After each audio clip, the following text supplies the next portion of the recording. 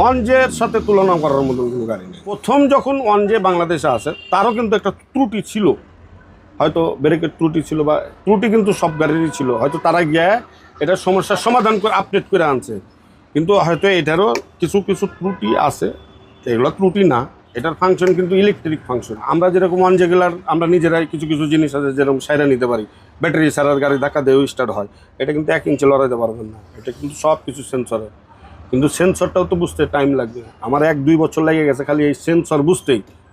তারপরে আমি রাইতে রাইতে দেখছি, ইউটিউব দেখছি, দেখে দেখে যে আসলে এটার কী কী ফাংশন আছে, কীভাবে চলে। ফাংশন বেশি, ফ্যাসিলিটি বেশি, কিন্তু এটা বুঝতে হবে, বুঝে শুনে চালাইতে হবে। খালি যে উড়াধুরা চালাবেন তাহলে হবে না। ব্রেকিং সিস্টেমটা আপনার ওই একটা ড্রাইভারের উপরে ডিপেন্ড করে।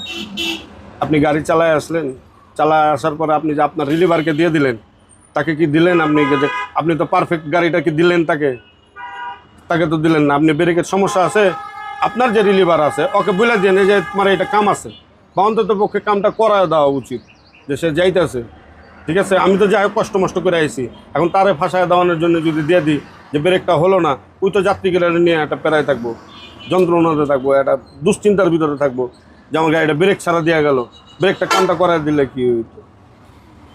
তো এগুলা আসলে কিছু কিছু জিনিস আছে যে করা টরা দিয়ে দেওয়া উচিত।